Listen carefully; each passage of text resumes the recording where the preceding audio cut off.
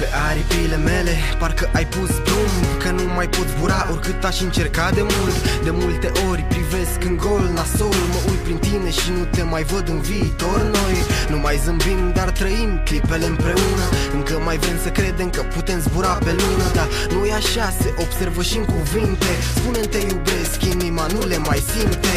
Și ne-am ales două suflete curate, poate că ne-am promis că nimeni nu ne desparte. Dar peste noapte, ca prin vis, flacăra s-a stins și acum suflăm în jar să-l mai ținem aprins. Noi am reușit să rupem multe legi nescrise, să spargem barierele, relații interzise. Dar tot ce simt acum e o atingere de gheață, în locul în care o mână caldă mă mângâia pe față. Și totuși nu pot renunța acum, dar indiferent ce-mi spui, te vreau înapoi. Nu pot uita că am fost cândva doi. Îmi este dor de tine, dor de mine, dor de noi. De ce am uitat să fim copii amândoi? De ce suntem mereu în război?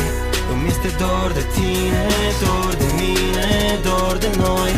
Până mai ieri, până la cer și înapoi, simțeam că orice am face erau și îngerii cu noi. Și zâmbeam amândoi și scriam povești noi în fiecare zi când împărțeam totul la doi. Cu fiecare clip în plus, încă pic rapid de sus. Tot ce-a fost frumos a dus, soarele nostru a apus. Se pare că suntem plini de noroi, că ne luptăm cu sentimente, parcă am fi în război. A rămas unul din doi, nu se mai joacă la dublu. E complicat, tot ce altădată părea atât de simplu.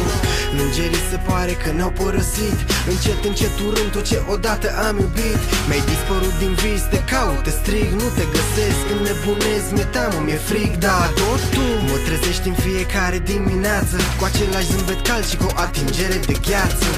Și totuși nu pot renunța acum, dar indiferent ce-mi spui, te vreau înapoi. Nu pot uita că am fost cândva doi.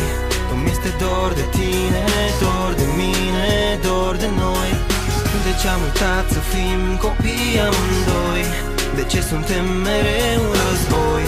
Îmi este dor de tine, dor de mine,